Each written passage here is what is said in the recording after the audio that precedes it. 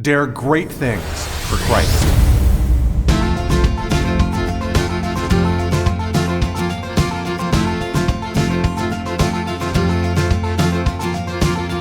Christ calls us to dare great things. In the marketplace, as well as in the mission field, there has never been a time like the present for the spirit of the Catholic entrepreneur.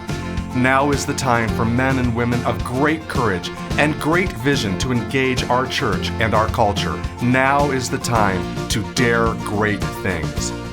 And here is your host as we dare great things, Father Nathan Cromley, the president and founder of the St. John Institute. It's one thing to want to dare great things for Christ and begin new initiatives and projects. It's quite another thing to finish them. The first stage in any initiative is dreaming, hoping, and aspiring for great things. But carrying through our aspirations all the way to the end requires another set of skills. It requires sacrifice, dedication, and just pure grit. St. Paul embodied all of those qualities and gives us an example of leadership that continues to inspire us today. Welcome back, everybody. I'm glad to be with you again to take a deeper dive into St. Paul. And I hope you're enjoying this little series we're doing here on taking insights of leadership from this saint. And I know that not all of you are practicing your faith or, are in touch with the Bible. And it might seem kind of odd to hear leadership lessons coming from a saint. But in all fairness, if you look at their lives and what they went through, especially the life of someone like St. Paul, you can't help but be inspired and see just how realistic their lives were with respect to ours. And the difference then is to understand that a saint is someone who's literally trying to lead with God. And of course, being a priest, this is what I'm interested in helping you to do. I want you to lead, but I want you to lead in an extraordinary way. And I believe that faith in God ought to transform everything that we do, including the way that we influence others, that is, including leadership. And so I look at the saints as examples of what we can be if we ourselves surrender to our faith in a deeper way.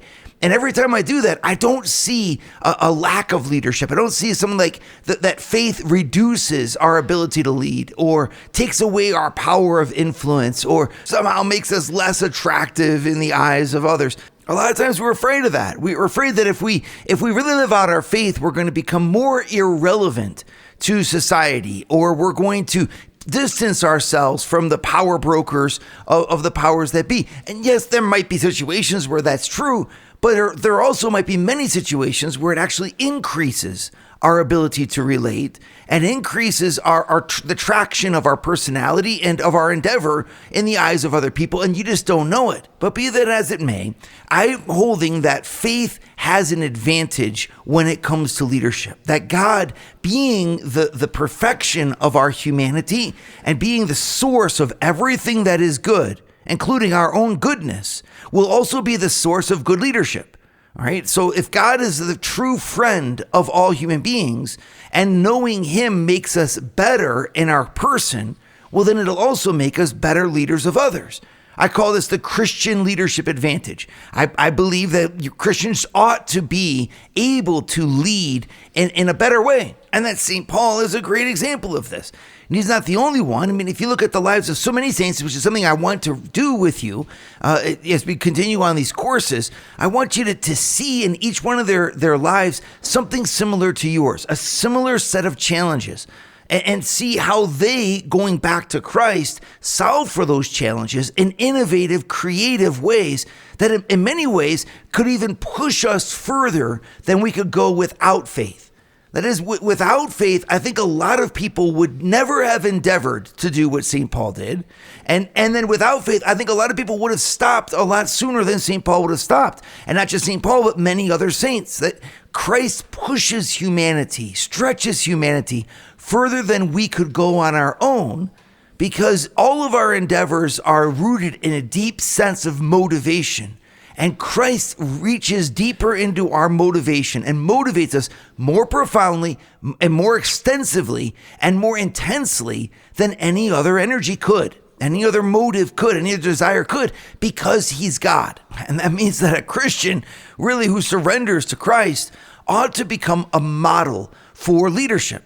And I think we can find this in 5 categories. Okay, so if you look at what a leader has to do, it falls into 5 different zones. You need to, number 1, come up with great ideas, be a visionary. And if you look at the life of St. Paul, look at how visionary he is. He's literally going where there is no church and where there has never been a church and where no one has ever even heard about the church, and finding a way to plant the church there. And to do it in a way that respects, well, the local people, their local way of thinking. He has to speak their language, understand their examples, connect with them in their way, and leave behind a community of believers in that local culture that holds a universal faith. Man, that's pretty darn visionary. You got to hand it to the guy. And he's able to go where there's never been anything before him and find a way to go from 0 to 1. Right, to leave something behind where there had been nothing before. That's an incredible amount of leadership. How do you become visionary in environments that are completely stacked against you, right? And the second quality of a leader is their ability to make a plan, to strategize effectively. And Paul, again, demonstrates this in beautiful fashion. He not only had to work the logistics of traveling around the ancient world adequately for him and 3 companions, if not more, but he had to find ways to communicate with the churches that he left behind, thinking behind of how to raise up leaders underneath him, developing the people and the talent that then could take on those churches. So he's sending Timothy places, Titus places, leaving them behind, establishing community, working on ways to fund the entire endeavor, right? Raising up collections, bringing the collection from one church to the next, and also teaching the people progressively. He had a strategy. He had a strategy for how he would initially deliver the message. He had a strategy for how he would then develop that message. He had a strategy for how he would make the church sustainable, and it worked. You can go today to the same places in Greece where he went and find the church is still there and still thriving after 2,000 years. You don't do that by happenstance. You do that deliberately, and Paul typified that form of leadership.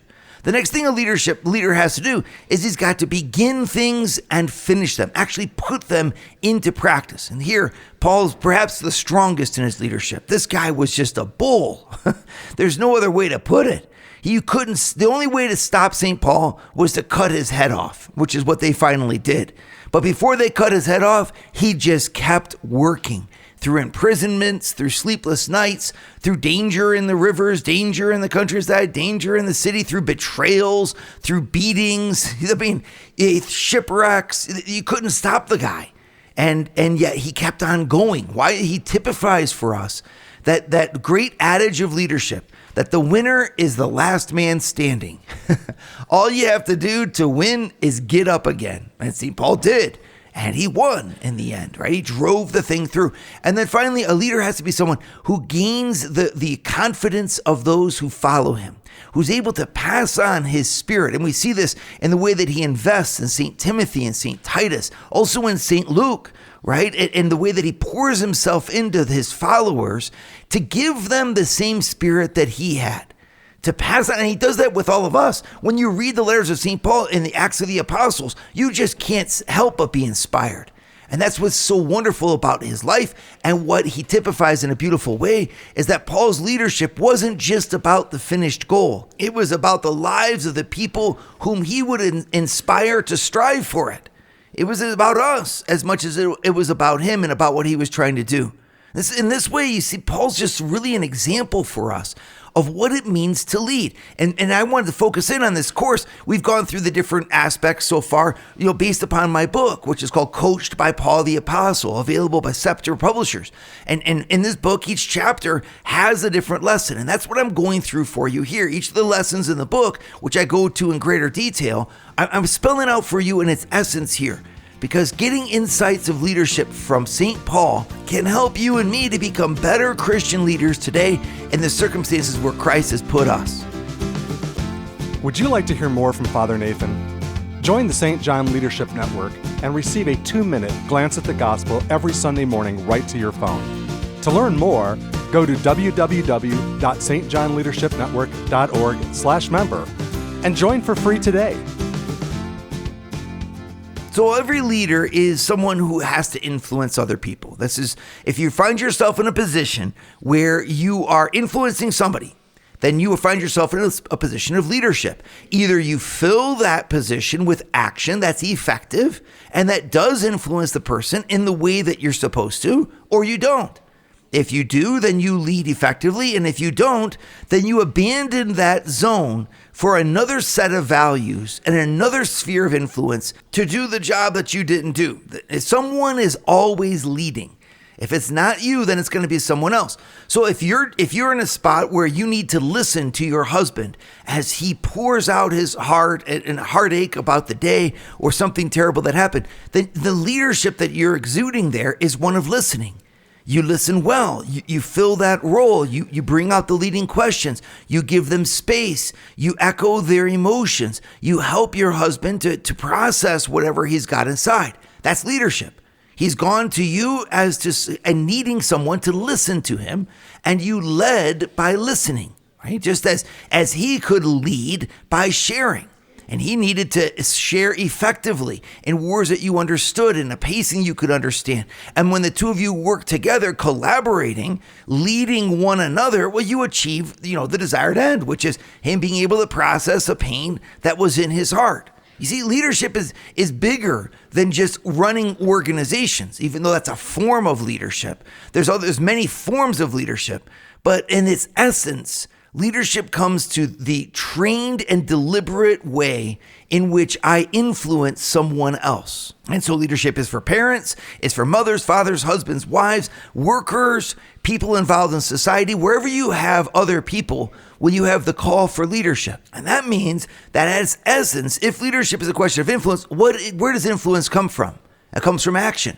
What we do causes influence. And therefore, leadership is really a question of us intentionally acting well, reaching the desired effect, so that our influence is indeed profound, true, and good. Okay, so going to the root of it then, every action has to start in a dream, proceed through a plan of how to effectuate that dream in the given circumstances, and then our plan has to begin, has to start. We have to actually press go and enter the sphere of risk, where we pass from planning, which is inside of us, into executing, which is something outside of us, and that can be judged, and that therefore can fail. It runs the risk of objective measure. And of course, once it's begun, then we are in a sphere where we're burning our energy. And we talked about this last time. We said, the idea is to burn up, not to burn out. And we have to align ourselves constantly with the deep motivation of why we began to do what we're doing. Remember what we said last time? We said there's two types of burnout. Right? You have a physiological burnout, which has its own set of laws and conditions and is very real and you have to be careful for. Right? Your energy just dries up and your body literally shuts down. And that's, of course, something we want to avoid. But I'm not speaking of that specifically here. I'm speaking about a spiritual burnout. And a spiritual burnout, it's where your present state of energy and expenditure and effort loses its focus, loses its sense of origin. Why am I doing what I'm doing? You're no longer aligning your present with your past, right? I began to do this endeavor for a goal. And then as I do it, I can just get lost in the grind of the daily tasks I have to do, which are just one after the next, and I can totally forget why I'm doing it to begin with. And that, of course, leads us to stop our action. We get lost. And getting lost, we stop what we're doing. And as soon as you stop, well, then the influence that you originally began to create and originally started this in order to deliver, well, it's no longer delivered. And you have a leadership vacuum, right? So think about a marriage. It's oftentimes the case. You fall in love, you go through your first 10 years of marriage, and at year 10, year 12, you find yourself going through the paces, doing what you have to do, but no longer really understanding who is this person and what does love look like, right? You have to go back oftentimes, going on a retreat, going to a program that can help you give that time and energy to reconnect. You don't want to lose what the Bible calls your first love. That comes from the book of Revelation, right? You don't want to lose your first love, that original springtime, right, of love that keeps your present of effort aligned with the past of your dreams, okay? But there's more to carrying through an endeavor than just aligning your present with your past. It's also aligning your present with your future. And I talk about this in chapter 8 of my book, Coached by Paul the Apostle, which is out by Scepter Publishers. In chapter 8, I get in touch with the fact that our leadership costs us something that we never get back. It's one of the things that is least appreciated about those who endeavor great things. And that's that by endeavoring great things, they're using their time and energy that could be used for something else for the sake of the thing that they're endeavoring to achieve. It's like that old adage, every time you say yes to something, you're saying no to something else. Well, initially, when we begin to do something great, of course, we're excited about it. We say yes to it, and we realize the things that achievement will give to us, the acclaim or the fame or the money or just the sense of achievement of a noble endeavor. And we get excited about it, and that's a wonderful thing. And then as we carry through that effort, there can come to us a realization sometimes deep in our hearts that if I'm really going to do this, it's going to cost me something. Either friendships that fade away because that you don't have time for them anymore, or hobbies that you never had time to dedicate. You see your friends developing them and doing these fun things, taking trips, exploring new ideas, and you realize you're stuck at your desk trying to get this project to its completion. You think of the number of mothers, for example, who have had incredible talents and who could have done amazing things in society and who chose to fold all of their energy and all of their greatness under as they dedicate themselves to the lives of their children. Where would we be without these mothers? And yet what a sacrifice that many of them made so that their children could thrive. The sacrifice of talent, of all kinds of things that they could have done. And yet these women chose to invest instead in giving life to other people. And of course, we all recognize this is just an amazing gift, right? And yet when you're doing it, there's a sense of pain and loss. After all, it wouldn't be a sacrifice if it wasn't sacrificial. I think it's the same in all kinds of forms of leadership. Take an Olympic athlete. Do you really want to be, a gold medalist?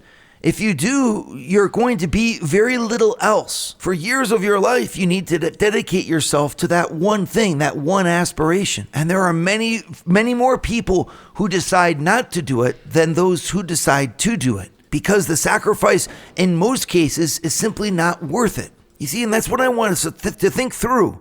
When we are endeavoring something, there is going to be a price to pay for it. Even our Lord Jesus Christ, in order to save us from our sins, died upon the cross. He also lived what we leaders, all leaders, have to live.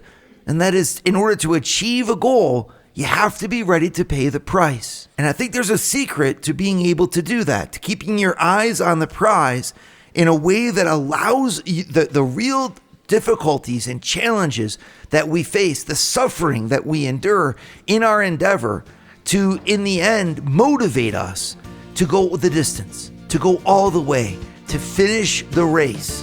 And this is what St. Paul, of course, teaches us as well. Would you like to start your Thursday mornings with a scriptural leadership lesson? Join the St. John Leadership Network, where Father Nathan hosts a 30-minute call at 6:30 a.m. in all 4 U.S. time zones. To learn more, go to www.stjohnleadershipnetwork.org/member and join for free today. I remember one time meeting a businessman who had wanted to be a billionaire and then changed his mind. And I asked, well, why? What would change your mind? I mean, what could possibly be wrong with being a billionaire? That sounds like an amazing achievement. And think of all the things that you could do. It's kind of the epitome of success. And the man said, well, what changed my mind was a conversation I had with a real billionaire. He had met this man in a restaurant. He knew how wealthy he was, and he had asked him for an appointment with him. And the man said, sure, he'd meet with him for 15 minutes and talk with him about whatever he wanted. And so this businessman friend of mine went to see him and asked him a question: how do I become a billionaire? And the man said, well, let me show you something. And he took him to the window, and they looked out over the square, looking down at a square full of people milling around in a big city. And he said, now tell me, my friend, how many of these people do you suppose want to be billionaires? And my friend responded to him, well, basically everybody. I mean, like, who wouldn't want to be a billionaire? And the billionaire corrected him, saying, you know what? No, that's actually not the case. None of these people want to be a billionaire. Let me explain. If you want to be a billionaire, you've got to be ready to pay the price of the ticket. Nothing in life is free. And if you really want to be a billionaire, you're going to have to pay the price to get there. And it was then that my friend, reflecting on this, was able to, put it together and understand that this man in front of him had very, very few children, had gone through several different marriages, had spent the vast majority of his time and energy amassing the wealth that he had earned. And although he was a billionaire now in his 70s, he had lost many things in order to get where he was standing today. He had been willing to pay the price of the ticket. And you got to ask yourself the question, is it worth it? Where are your values really at?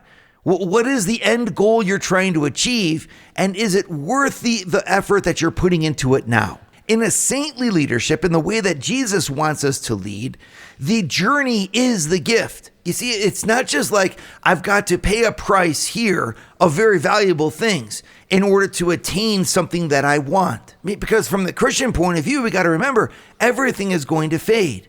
All of the things that we've achieved in our lives are really dust in the wind in the end.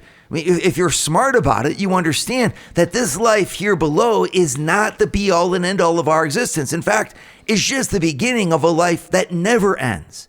And so we put our treasures in heaven. And having that perspective, we labor on this earth for a good that will not pass away.